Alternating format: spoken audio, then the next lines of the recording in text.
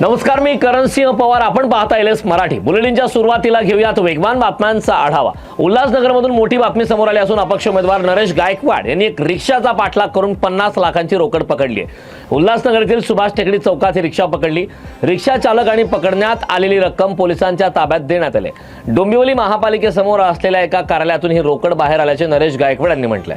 उपमुख्यमंत्री अजित पवार यांचे राजकीय सल्लागार नरेश अरोरा यांच्याशी संबंधित डिझाईन बॉक्सच्या पुणे कार्यालयावर क्राईम ब्रांचने मोठी कारवाई केली आहे. त्यामुळे ऐन निवडणुकीच्या तोंडावर हा अजित पवारांसाठी मोठा धक्का मानला जात आहे. ही कारवाई नेमकी कोणत्या प्रकरणाशी संबंधित आहे याबाबत मात्र अद्याप अधिकृत माहिती नाही.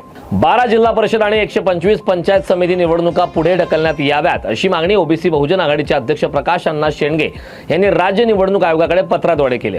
कुलस्वामिनी चिंचणी मायक्का देवी यात्रेमुळे त्यांनी ही विनंती केली. आज दुपारी राज्य निवडणूक आयोगाने 12 जिल्हा परिषद आणि त्या अंतर्गत येणाऱ्या 125 पंचायत समिती निवडणुकांचा कार्यक्रम जाहीर केलाय. त्यानुसार 5 फेब्रुवारी रोजी मतदान आणि 7 फेब्रुवारी रोजी मतमोजणी होणार आहे.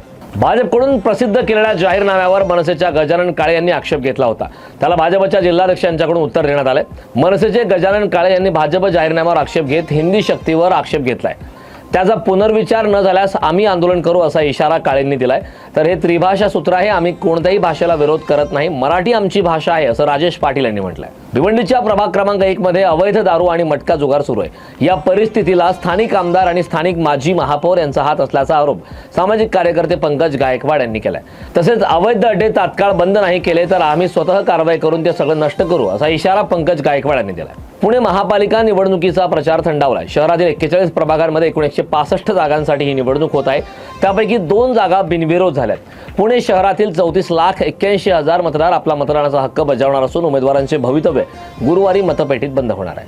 नाशिकच्या मनमाड नगर परिषदेच्या उपनगराध्यक्ष पदासाठी महायुतीचे मुकुंद एळिंजे आणि स्वीकृत सदस्यपदी शिवसेना शहर प्रमुख मयूर बोरसेंची बिनविरोध निवड झाली. नगराध्यक्ष योगेश पाटलांच्या अध्यक्षतेखाली पार पडलेल्या बैठकीत निवड करण्यात आली. यावेळी कार्यकर्त्यांनी फटाक्यांची आतषबाजी करत ढोल ताशांच्या गजरात मिरवणूक काढली. सोलापूरचे ग्रामदैवत शिवयोगी सिद्धरामेश्वर महाराज यांच्या अक्षता सोहळ्यासाठी भक्तांची गर्दी पाहायला मिळाली. अक्षता सोहळ्याकरता कर्नाटक, महाराष्ट्रासह अन्य राज्यातील भक्तांनी या प्रसंगी उपस्थिती दर्शवली. जळगाव जिल्ह्यात मकर संक्रांत सण अवघ्या 1 दिवसावर येऊनही बाजारात अपेक्षित ग्राहकांची गर्दी नाही. 8 दिवस आधी लागणारी दुकाने आता फक्त सणाच्या 1 दिवस आधीच लावली जातात. तसेच ऑनलाईन खरेदीकडे नागरिकांचा वाढता कलाचा फटका थेट छोटे व्यावसायिक आणि बाजारातील दुकानदारांना बसत असल्याचं व्यापाऱ्यांनी सांगितले. रत्नागिरीच्या क्रांतीनगर येथील कचरा कुंडीत सापडलेले नवजात बालक आता सुस्थितीत आहेत. या बालकाची काळजी घेण्यासाठी जिल्हा शासकीय रुग्णालयाच्या डॉक्टरांची टीम कार्यरत आहे. ते त्या बालकाची काळजी योग्य प्रकारे घेत असल्याची माहिती नगराध्यक्षा शिल्पा सुर्वे यांनी दिले. या बालकाचे पालक अजूनही सापडले नसून त्याचा पोलीस शोध घेत आहेत. नाशिकच्या येवल्यात एसबीआय बँकेशेजारी कचऱ्याच्या ढिगाराला भीषण आग लागली. या आगीमुळे संपूर्ण परिसरात मोठ्या प्रमाणात धुराचे लोट पसरले. या घटनेची माहिती मिळताच परिसरातील नागरिकांनी धावपळ करत आग विझवली. वर्ध्याच्या सुकळीमध्ये बँक ऑफ इंडिया शाखेत चोरी झाली. बँकेच्या मागील बाजूच्या खिडकीच्या सळ्या तोडून चोरट्यांनी तब्बल 23 लाख रुपयांची रोकड लंपास केली. या घटनेनंतर पोलीस अधीक्षकांसह पोलीस अधिकाऱ्यांनी भेट देत पाहणी केली.